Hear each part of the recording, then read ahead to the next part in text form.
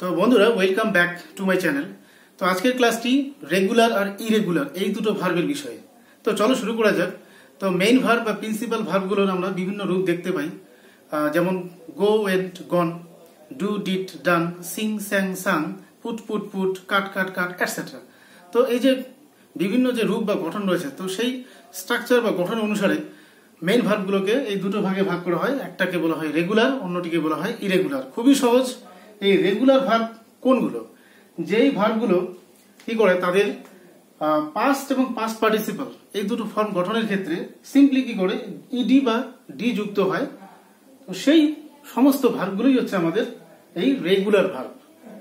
তো এরা একটা সার্টেন প্যাটার্ন ফলো করে, এই জন্যই এদের হচ্ছে রেগুলার ভার্ব বলা হয়। উদাহরণ দেখো, যে act acted acted, work worked worked, play played played, try tried tried, arrive arrived arrived etcetera. এবার ইরেগুলার ভার্ব কি? তো রেগুলার ভার্বের ঠিক উল্টোটা। তো যেই ভার্বগুলো তাদের পাস্ট এবং পাস্ট পার্টিসিপল এই দুটো ফর্ম গঠনের ক্ষেত্রে রেগুলার ভার্বের মতো কোনো প্যাটার্ন ফলো করে না, মানে পার্টিকুলার কোনো প্যাটার্ন নেই, বা ডি বা ইডি যুক্ত হয় না।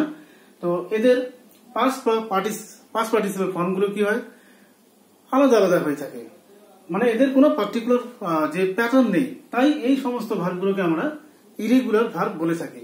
তো ইরেগুলার ভার্বগুলোর ক্ষেত্রে দেখা যায় যে কখনো তাদের বেস ফর্মটি একরকম, আবার তাদের যে পাস্ট এবং পাস্ট পার্টিসিপল ফর্ম দুটো সিমিলার। আবার দেখা যায় যে তাদের প্রত্যেকটা যে verb one, verb two, verb three, মানে তিনটা ফর্মই হচ্ছে সেম। কিছু ক্ষেত্রে দেখা যায় যে ভার্বের ফার্স্ট ফর্মের সঙ্গে থার্ড ফর্ম তাদের সিমিলারিটি রয়েছে, মিল রয়েছে, সেম, কিন্তু যে পাস্ট ফর্ম রয়েছে সেটি আলাদা। তো উদাহরণগুলো দেখলেই আমরা বুঝতে পারবো যে গো ওয়েন্ট গন, এটা দেখো যে প্রত্যেকটা ফর্মই এদের কিন্তু এই ভার্বটির আলাদা হয়েছে। ডু ডিড ডান, এটিও প্রত্যেকটা ফর্ম কিন্তু ভার্বের আলাদা আলাদা। কাম কেম কাম, এখানে দেখা যাচ্ছে যে কাম আবার পাস্ট ফর্মে যখন আসলো এটা হয়ে গেল কেম, আবার যখন তাদের পাস্ট পার্টিসিপল ফর্মে ফিরে আসলো তখন এটা হয়ে গেল সেই কাম। তো এই ভার্বটি দেখা যাচ্ছে যে কামের ফার্স্ট ফর্মের সঙ্গে থার্ড ফর্ম কিন্তু সিমিলার। সি স সিন, অর্থাৎ এখানে দেখা যাচ্ছে যে মাঝখানের যে ভাওয়েল রয়েছে ভার্বটি, তো সেই ভাওয়েলের পরিবর্তন হয়ে তার গঠনের পরিবর্তন হয়েছে। সিং স্যাং সাং, এক্ষেত্রেও ভাওয়েলের পরিবর্তন হয়েছে।